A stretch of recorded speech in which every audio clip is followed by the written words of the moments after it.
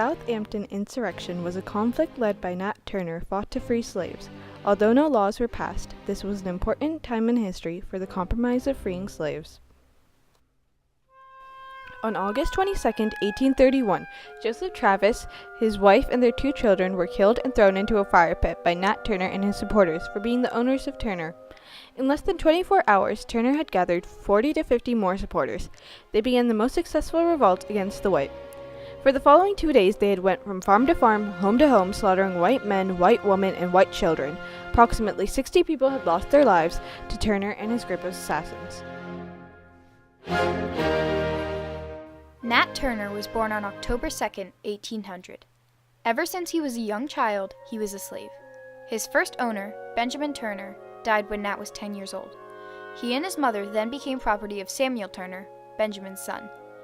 Nat Turner's father is believed to have escaped slavery and abandoned Nat when he was young. As far as being a slave, Turner was pretty lucky, as he was educated, became a minister, and was able to get married. In 1822, Nat married to Cherry, a fellow slave on the plantation. The couple had many children, yet the amount is unknown. Sam Turner eventually died, and Nat got auctioned off to the Moore family. However, Cherry got sold into a different family. Even though they were owned by different people, their holders allowed them to be able to visit each other because of their children. After this, Turner became more religious day by day. Sticking to his Christian beliefs, he started thinking he was chosen by God. He was convinced that he was chosen to fight against the white people. Throughout the 1820s, Turner was a Baptist preacher. He started seeing visions of God naming him the chosen one to fight against oppressors. These visions began his plans for the insurrection. He also received the reputation of a preacher for the African American community. In 1825, Nat deciphered, "White spirits and black spirits engaged in battle, and the sun was darkened. The thunder rolled in the heavens, and blood flowed in the streams. And I heard a voice saying, 'Such is your luck, such you are called to see. And let it come rough or smooth, you must surely bear it.'" This illustrates the fight between slaves and their oppressors, and Nat's visions from God saying Nat must maintain stable. Around the year 1828, Nat truly believed he was chosen as the instrument of revenge against not only slave owners, but all white people. In February of 1831, nearly 6 months before the massacre, strategies were put into place. The sign that told Turner he needed to start proposing ideas was actually an abnormality in weather. The sun had shed a grayish-blue light on the earth, which in his mind was a sign from God.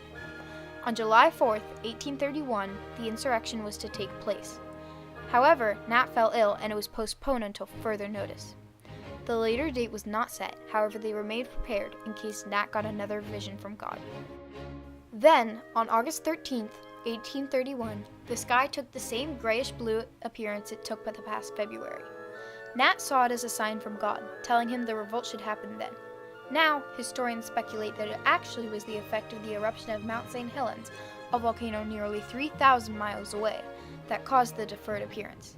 Nat rallied up his group of followers and prepared for the attack. On August 22nd, the rebellion materialized. Late that Sunday night, Turner and his followers began to attack white people, slave owners or not. They used knives, hatchets, and axes as opposed to muskets and firearms, because those were too hard to obtain and drew too much attention. Relentlessly killing any white person in sight, they spared only few. A group of followers spared a couple houses because they were owned by poor people, whom, in their eyes, didn't think of themselves any better than African Americans. The rebels followed kind of a zigzag path. They stopped at most of the houses along the way, killing the slaveholders and their families who they found there. Their attack lasted for almost 2 days and killed around 60 white men, women, and children. Finally, the state militia, reinforced with 3 companies of artillery, put an end to Turner's revolt. They killed many African Americans on sight, even the ones who didn't take part in the rebellion, and captured others to later execute them. However, the leader of the insurrection, Nat Turner, escaped. Rumors of the rebellion moving to Alabama and other states quickly spread. White citizens were in a state of apprehension, worrying about whether or not they would be the next victims of this brutal attack. The Richmond Constitution Whig newspaper published an article on August 25, 1831, stating, Here for the first time, we learnt the extent of the insurrection and the mischief perpetrated. Rumor had infinitely exaggerated the first, swelling the numbers of the Negroes to 1,000 or 1,200 men, and representing its ramifications as embracing several of the adjacent counties. Which shows that originally, the citizens of the South believed in widespread rumors, causing a state of havoc. They believed that the rebellion contained a lot more slaves than it actually did. Meanwhile, Nat Turner was on the run from state militia. He escaped while his fellow insurrectionaries got captured and killed. He ran into the woods and hid in a tiny cave. He managed to live in that cave for 2 months before Benjamin Phipps, a farmer, spotted him and reported him to the state police. On November 7, 1831, the Washington Daily Intelligencer published this article saying, It appears that on Sunday morning, Mr. Phipps, having a gun, was going over to the land of Mr. Francis, came to a place where a number of pines had been cut down, and perceiving a slight motion among them, and when within a few yards, discovered the villain who had so long eluding pursuit. Mr. Phipps raised his gun to fire, but Nat hailed him and offered to surrender. Mr. Phipps, as the sole captor of Nat, is alone entitled to several rewards. Nat Turner did have a fair trial. He was accused of conspiring to rebel and making insurrection. The evidence against him and his confession caused him to lose his case, giving him the death sentence. Before his execution, Turner gave a speech called the Jailhouse Confession. In it, he said, As I was praying one day at my plow, the Spirit spoke to me, saying, Seek ye the kingdom of heaven, and all things shall be added unto you. And I was greatly astonished, and for 2 years prayed continually, whenever my duty would permit. And then again I had the same revelation, which fully confirmed me in the impression that I was ordained for some great purpose in the hands of the Almighty.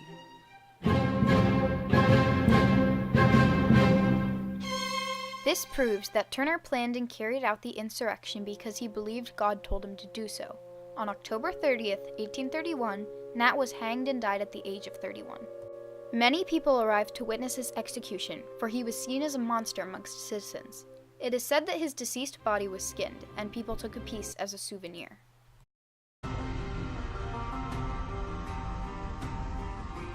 When people went to these kinds of affairs, they wanted to take a souvenir away that proved to everybody that they were there and that that person, that monster, is now no longer alive. And how do I know that?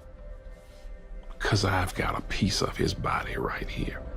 Even though there were positive long-term effects, there were some consequences.